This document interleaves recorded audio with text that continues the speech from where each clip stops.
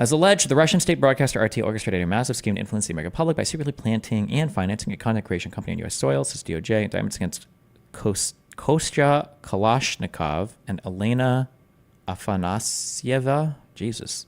Benny Ann Poole of the same number of YouTube subscribers as mentioned in Section 4 or Paragraph 4 of the indictment.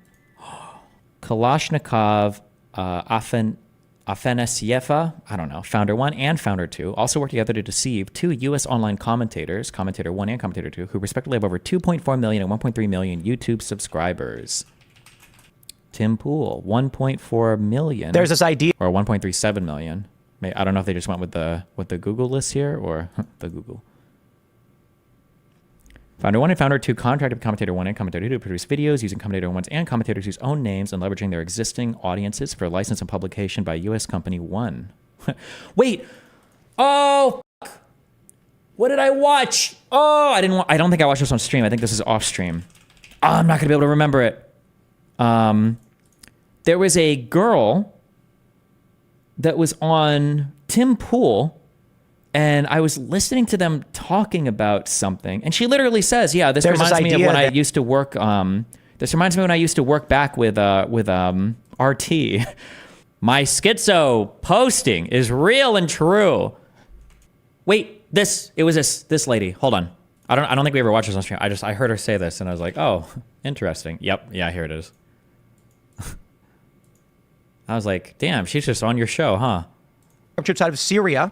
He set a deadline for withdrawal from Afghanistan. They lost their minds over that, and I think that was the principal catalyst that set them off to try and destroy him. Yeah, and having dialogue with other world leaders such as Putin. I mean, I went to the Trump-Putin summit at the time I was working for RT, which was super fun because we were at the center of the conspiracy to elect Trump, you may recall.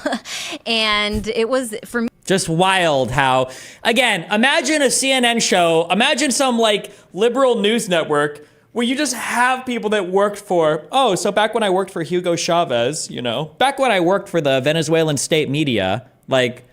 For me, incredible actually to witness a U.S. president acting like a statesman and sitting down with a powerful leader of another powerful country and supposedly acting in good faith. And I later interviewed the deputy foreign minister of Russia who was involved in those negotiations, and he told me that acting in good faith. And I later interviewed the deputy foreign minister of Russia who...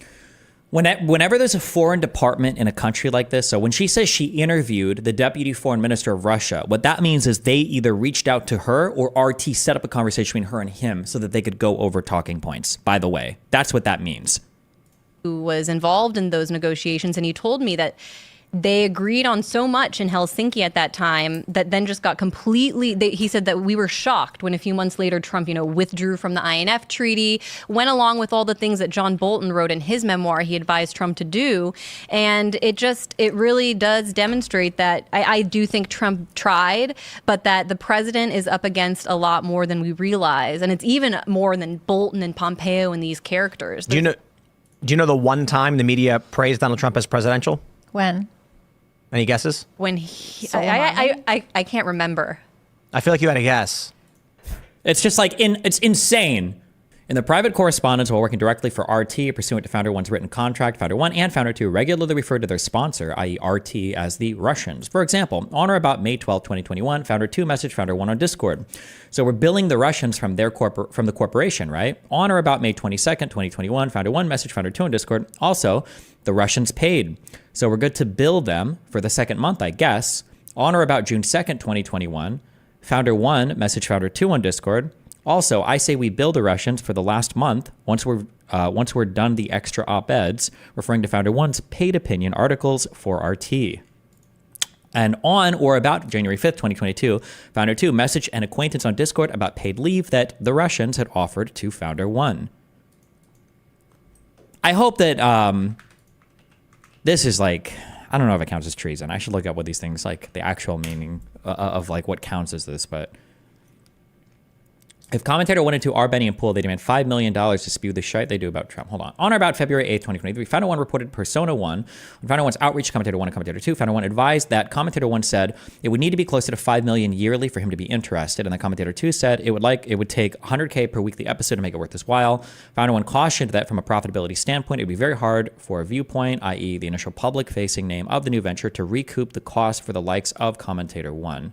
Do we want to read these whole indictments? Link me again. We'll read them. Now we have to. Tim just released a statement on Twitter. These are the bad hombres. Yeah, these are the bad hombres. Looks like the criminal immigrants were coming from the north. My statement regarding allegations of the leaked DOJ indictment. Should these allegations prove true, I as well as the other personnel and commentators were deceived and are victims. You disgusting piece of shit. I cannot speak for anyone else at the company as to what they do or to what they are instructed. The Culture War podcast was licensed by Tenet Media. It existed well before any license agreement with Tenet, and it will continue to exist after any such agreement expires. The only change with the agreement was that the location of the live broadcast moved to Tenet's YouTube channel.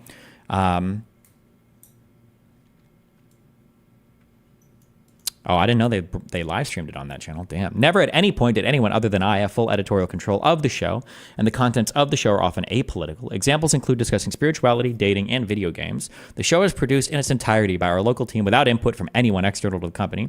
TCW is a separate company not associated with Timcast or any other properties. It exists solely for the production of the Culture War podcast. Good one. That being said, we still do not know what is true, as these are only allegations. Putin is a scumbag, Russia sucks donkey balls, and to the journalists who wish to jump the gun, create their own narrative, or lie about what is currently going on, you can eat my Irish ass. Good one. Irish? I thought doesn't he say all the time he's Asian? I thought that was his big. Here is one of my favorite episodes. Oh my God. And he tries to cope by linking an anti-Trump title. He's actually such a coward. God, he's such a baby. Does the fact that the DOJ put this stuff into an indictment mean it's like almost definitely true? Yeah, absolutely. If there's a federal indictment, of course. The only thing that could be like untrue is if there might be context that changes how we view the facts. So like if they were like, oh, let's role play like working for Russians or something, like that would be ridiculous, but like something like that, yeah. So this is probably what, Lauren and her husband, I guess? With respect to Commentator 2, Founder 1 cautioned that a contract would likely cost, with respect to Commentator 2, would likely cost well over $2 million a year. Yeah, remember I told you, for people like Tim Pool, that buy-off is going to be really expensive to actually bring them on board. I didn't think they would actually spend this much money, though. I feel like it's not worth it. Why is nobody trying to buy me out? Israel, Mossad, okay? Reach out through APAC. Don't you guys have domestic companies to buy content creators off? I could be persuaded to like the settlers. Founder 1 also advised that Founder 1 had reached out to Commentator 1 and will be speaking with him today. With respect to Commentator 2, Founder 1 cautioned that a contract will likely cost well over $2 million a year. The next day, on or about February 7, 2023, Persona 1 responded that Mr. Gregorian, misspelling the name of Persona 1's purported employee, Edward Gregorian, good one, was okay with over $2 million. As long as we get the right person on board under the right conditions. Founder 1 agreed to contact Commentator 2 as well.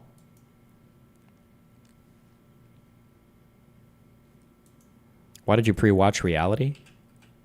True! Yeah, this was 2 weeks ago. I know it. Quote tweet. Aw, Timcast is such a good little Russian puppet. Good job, comrade. Huh. Now, also, keep in mind that this clip, They know it. I don't believe this came from the Culture Wars podcast, okay, which is the only thing supposedly that Tenet Media bought. I'm pretty sure this came from his own show. But I don't know that it matters anymore. This is psychotic. Ukraine is the enemy of this country. Ukraine is our enemy, being funded by the Democrats. I will stress this again. One of the greatest enemies of our nation right now is Ukraine. They are expanding this war. Now, don't get me wrong, I know. You've got criminal elements of the U.S. government pushing them and guiding them and telling them what to do. Ukraine is now accused, a German warrant issued for blowing up the Nord Stream pipeline, triggering this conflict. Ukraine is the greatest threat to this nation and to the world. We should rescind all funding and financing, pull out all military support, and we should apologize to Russia. And they know it. Apologize to Russia. She's written 25 articles for RT. Crazy that it matches. Sorry, 26 articles? On or about February 8th, 2023, Founder 1 reported to Persona 1 on Founder 1's outreach to Commentator 1 and 2. Founder 1 advised that Commentator 1 said it would need to be closer to 5 million yearly for him to be interested, and that Commentator 2 said it would take 100K per weekly episode to make it worth his while. Founder 1 cautioned that from a profitability standpoint, it would be very hard for Viewpoint, the initial public-facing name of the company, to recoup the costs for the likes of Commentator 1 and Commentator 2 based on ad revenue from web traffic or sponsors alone. Despite Founder 1's warning that Commentator 1 and Commentator 2 would not be profitable to employ, on or about February 14th, 2023, Persona 1 informed Founder 1 that we would love to move forward with Commentator 1 and 2. Damn. So did he do, was it the 5 million a year?